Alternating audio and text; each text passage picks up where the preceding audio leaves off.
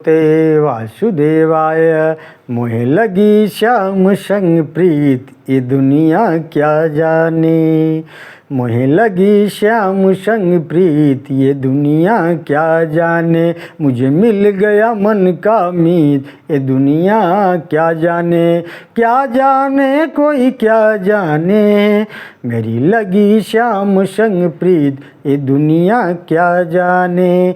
भाई बावरी मैं तू तप से, छवि लगी मेरी श्याम की जब से। भाई बावरी मैं तो तब से, बांधी प्रेम की डोर मोहन से। नाता तोड़ा मैंने जग से, एक ऐसी पागल प्रीत, ये दुनिया क्या जाने। मोहे लगी श्याम संग प्रीत, ये दुनिया क्या जाने। मोहन की सुंदर सूरतिया, मन में बस गई मोहनी मूर्तिया। लोग कहें मैं भई बंवरिया, जब से ओढ़ी श्याम चुनरिया। मैंने छोड़ी जग की रीत, ये दुनिया क्या जाने। मोहे लगी श्याम संग प्रीत, ये दुनिया क्या जाने। मुझे मिल गया मन का मीत, ये दुनिया क्या जाने। हर दम अब तो रहूं मस्तानी, लोक लाज दीनी बिसरानी। रूप रास अंग अंग समानी, हैरत तैरत रहूं बिरानी। मैं तो गाऊं खुशी के गीत, ये दुनिया क्या जाने।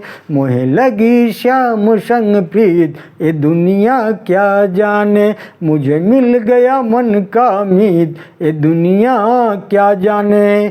मोहन ने ऐसी बंसी बजाई, सबने अपनी सुध बिसराई। गोप गोपियाँ भागी आई, लोक लाज कुछ काम न आई। प्रिय बाज उठा संगीत, ये दुनिया क्या जाने। मोहे लगी श्याम संग प्रीत, ये दुनिया क्या जाने। मुझे मिल गया मन का मीत, ये दुनिया क्या जाने।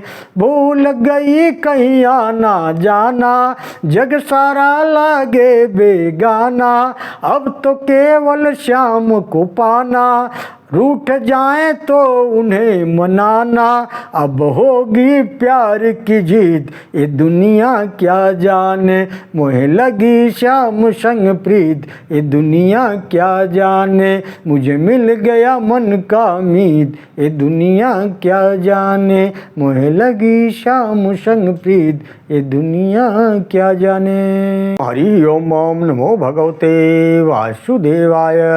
ओम गुरुर्ब्रह्मा गुरुर्विष्णु गुरुर्देवो महेश्वरः, गुरुः साक्षात् परब्रह्म तस्मै श्री गुरुवे नमः।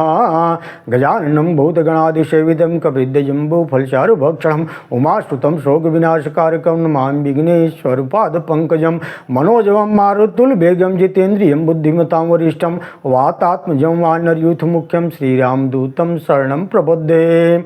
सज्जनों, अब यहाँ पे आज से ही नैमिषारण्य में सूत जी का आगमन होता है और सृष्टि का वर्णन करते हैं। सीधा ब्रह्म पुराण की कथा है। आओ ये चलते हैं सीधा कथा की तरफ। यस्मात् सर्वमिदं प्रपंच रचितं, माया जगत् जायते।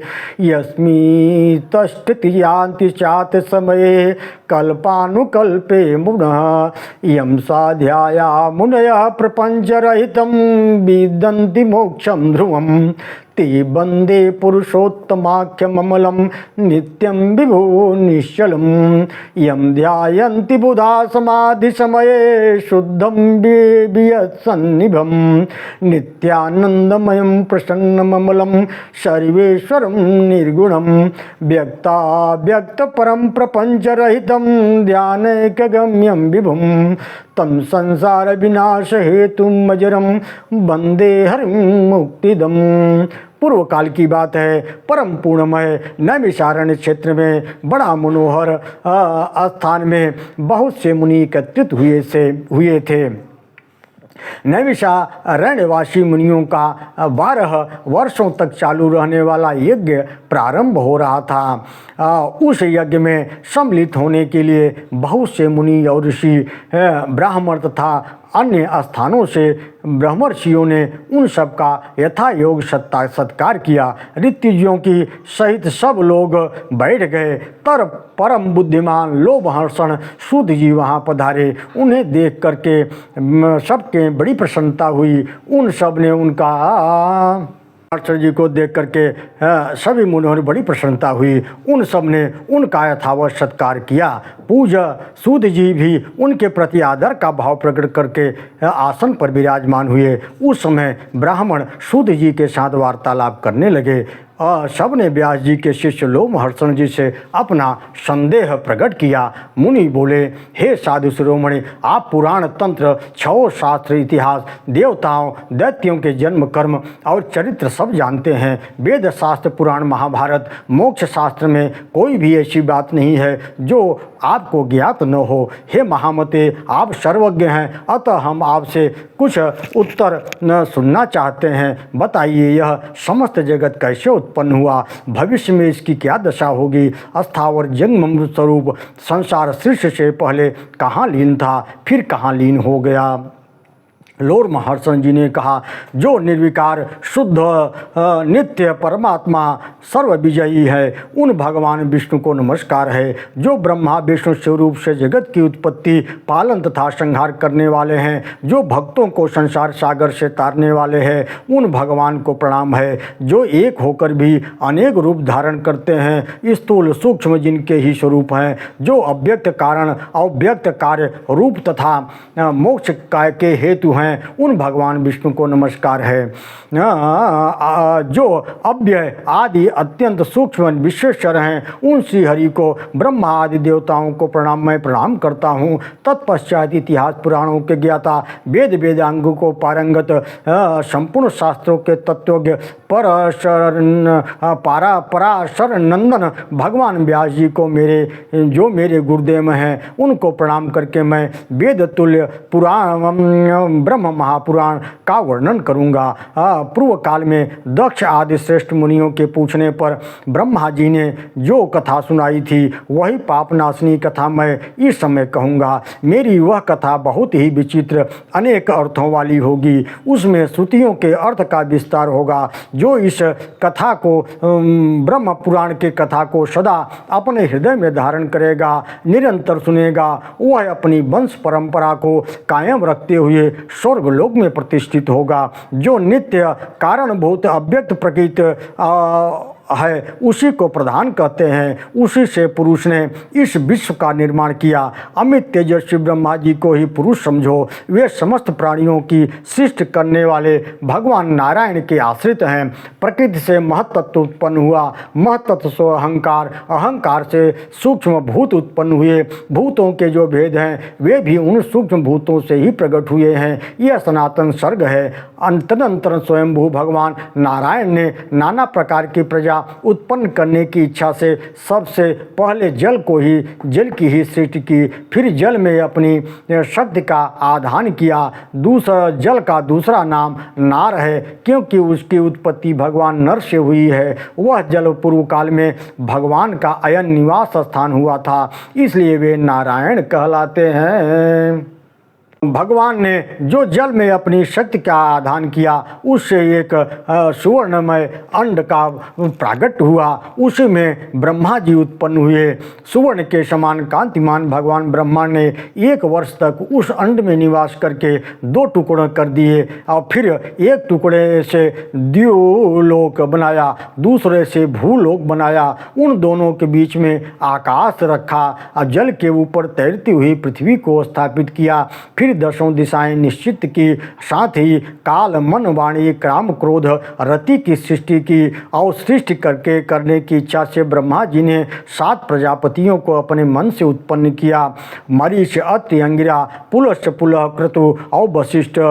तत्पश्चात ब्रह्मा जी ने अपने रोज से रुद्र को प्रकट किया। फिर पूर्वजों के पूर्वज सनत कुमार को उत्पन्न किया। इन्हीं 7 महर्षियों से समस्त प्रजा तथा 11 रुद्रों का प्रादुर्भाव प्रादुर्भाव हुआ। उस 7 महर्षियों के 7 बड़े बड़े दिव्य वंश हैं, देवता भी इन्हीं के अंतर्गत हैं। उक्त 7 वंशों के कर्मनिष्ठ संतान है, उन वंशों के ऋषियों ने सुशोभित किया है। इसके बाद ब्रह्मा जी ने विद्युत, वज्र, मेघ, रोहित, इंद्रधनुष, पक्षी तथा मेघों की सृष्टि की। फिर यज्ञों की सिद्धि के लिए उन्होंने ऋग्वेद, यजुर्वेद और सामवेद प्रकट किया। तदनंतर साध्य देवताओं की उत्पत्ति बताई जाती है। छोटे बड़े सभी भूत भगवान ब्रह्मा के अंगों से उत्पन्न हुए हैं। इस प्रकार प्रजा के सृष्टि करते रहने पर जब प्रजा की वृद्धि नहीं हुई, तब प्रजापति अपने शरीर के 2 भाग करके आधे से पुरुष और आधे से स्त्री हो गए। पुरुष का नाम मनु हुआ, उन्हीं के नाम पर मनवंतर काल माना गया। स्त्री अयोनिजा शतरूपा थी, जो मनु की पत्नी के रूप में प्राप्त हुई। उसने 10,000 वर्षों तक अनंत दुष्कर तपस्या करके परम तेजस्वी पुरुष को पति रूप में प्राप्त किया। वे ही पुरुष स्वयंभू मनु कहे गए। वैराज पुरुष भी उन्हीं का नाम है। उनका मनवंतर काल 71 चतुर्युगी बताया जाता है। शतरूपा ने वैराज पुरुष के अंश से वीर, प्रियव्रत और उत्तानपाद नामक पुत्र उत्पन्न किए। वीर से काम्या नाम की श्रेष्ठ कन्या हुई, जो कर्दम प्रजापति की धर्म पत्नी हुई। कामा के गर्भ से 4 पुत्र हुए। सम्राट कुरुक्षी, विराक्ष और प्रभु प्रजापति अत्रि ने राजा उत्तानपाद को गोद ले लिया। प्रजापति उत्तानपाद ने अपनी पत्नी सुनीता के गर्भ से ध्रुव, कीर्तिमान, आयुष्मान तथा वसु ये 4 पुत्र उत्पन्न किए। ध्रुव से उनकी पत्नी शंभु ने सृष्टि और भव्य इन 2 पुत्रों को जन्म दिया।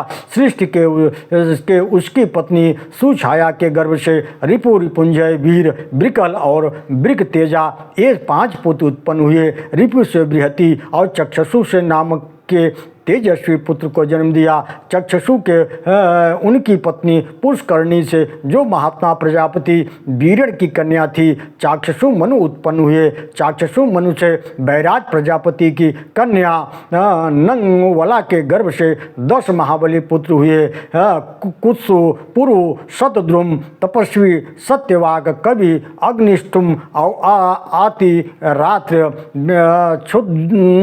क्षुद्रुम्र, अभिमन्यु। पुरुष से अग्नि ने अंग, सुमना और स्वाति, क्रतु, अंग्रिया तथा मय ये 6 पुत्र उत्पन्न किए। ओम नमो भगवते वासुदेवाय। अंग से सुनीता ने वेन नामक एक पुत्र पैदा किया। वेन के अत्याचार से ऋषियों को बड़ा क्रोध हुआ, अतः प्रजाजनों की रक्षा के लिए उन्होंने उसके दाहिने हाथ का मंथन किया। उससे महाराज पृथु प्रकट हुए। उन्हें देखकर मुनियों ने कहा, ये महातेजस्वी नरेश प्रजा को प्रसन्न रखेंगे, महान यश के भागी होंगे। वेन कुमार पृथु धनुष और कवच धारण किए अग्नि के समान तेजस्वी रूप में प्रकट हुए थे। उन्होंने इस पृथ्वी का पालन किया। राजसी यज्ञ करने के लिए अभिषिक्त होने वाले राजाओं में वे सर्वप्रथम थे। उनमें ही स्तुति गान में निपुण सूत और मगध प्रकट हुए। उन्होंने इस पृथ्वी से सब प्रकार के अनाज दुहे थे। प्रजा की जीविका चले, इसीलिए उद्देश्य उन्होंने देवताओं, ऋषियों, पितरों, दानवों, गंधर्वों और अप्सराओं आदि के साथ पृथ्वी का दोहन किया था। ओम नमो भगवते वासुदेवाय।